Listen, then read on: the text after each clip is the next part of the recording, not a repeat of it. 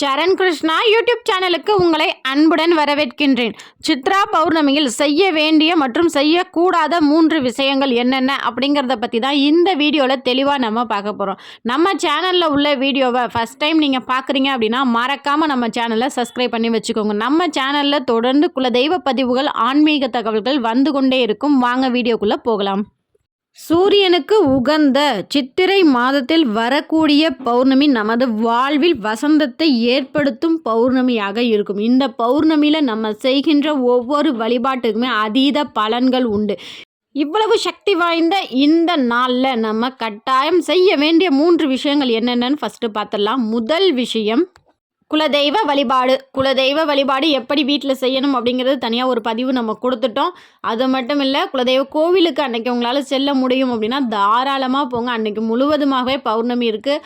உங்கள் குடும்ப முறைப்படி குலதெய்வத்திற்கு பொங்கல் வைத்து படையல் போட்டு விளக்கேற்றி வழிபாடு செய்யுங்க. கண்டிப்பாக உங்களுக்கு அது ஒரு அற்புதமான ஒரு பலனை ஏற்படுத்தி கொடுக்கும்.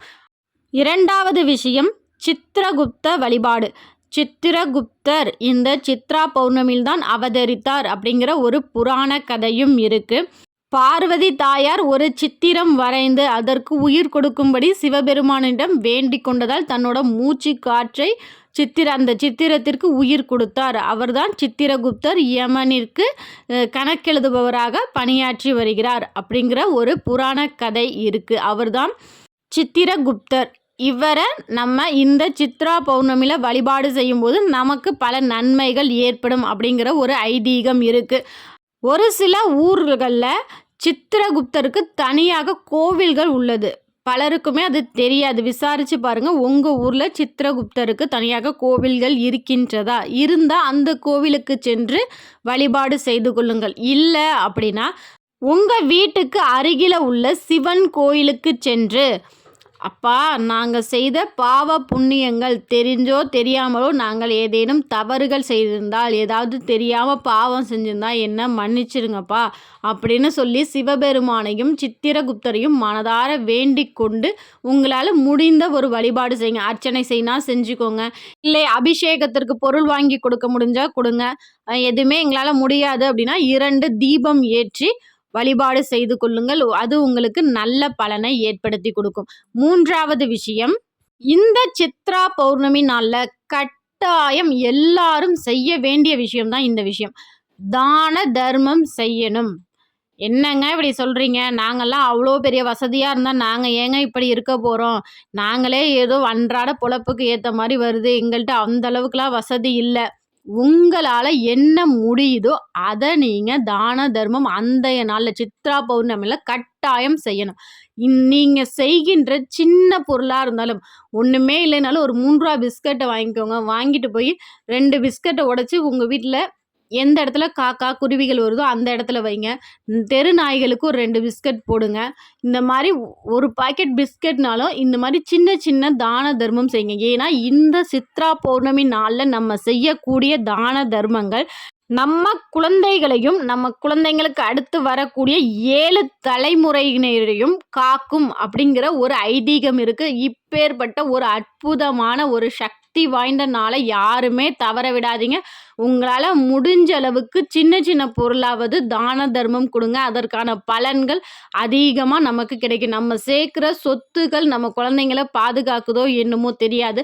ஆனால் நம்ம செய்கின்ற தான தர்மங்கள் கண்டிப்பாக நம்ம குழந்தைங்களை பாதுகாத்து நிற்கும்.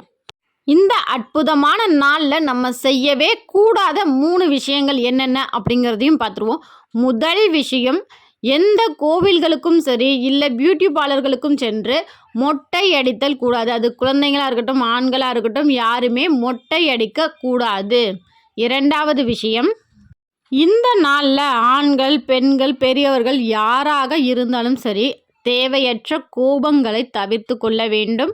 தேவையற்ற வார்த்தையை தவிர்த்து கொள்ள வேண்டும். ஒரு சிலர் கோபம் வந்துருச்சுனாலே போதும், என்ன பேசுகிறோம் அப்படிங்கிறது தெரியாமல் குழந்தைங்களையே திட்டக்கூடாத வார்த்தைகளில் திட்டிடுவாங்க. அது வேணுங்கன்னே எந்த பெற்றவங்களும் செய்ய போகிறதில்ல. அது ஒரு கோபத்தில் சொல்கிறதான். ஆனால் 10 வார்த்தையில் ஒரு வார்த்தையாவது பழிச்சிருச்சு அப்படின்னா பின்னாடி வருத்தப்பட போகிறது நம்ம தான்.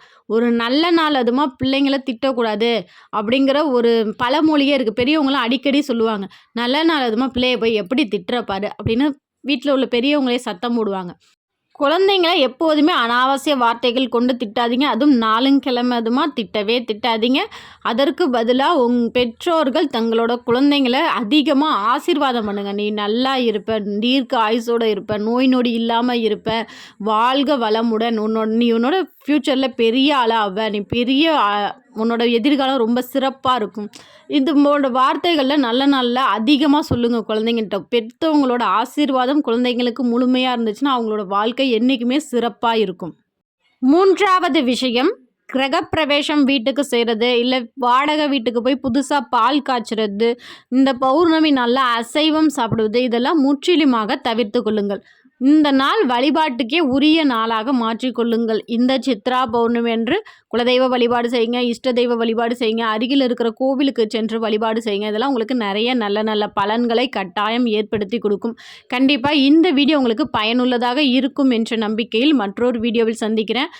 இந்த வீடியோ உங்களுக்கு பயனுள்ளதாக இருந்தது அப்படின்னா மறக்காமல் எங்களோட கமெண்டில் ஒரு ஹார்ட்டின் சிம்பிள் போடுங்க. இந்த வீடியோ உங்களுக்கு பிடிச்சிருந்தால் லைக் பண்ணுங்கள், ஷேர் பண்ணுங்கள், மறக்காமல் சப்ஸ்கிரைப் பண்ணுங்கள். சரண் கிருஷ்ணா யூடியூப் சேனல். நன்றி, வணக்கம்.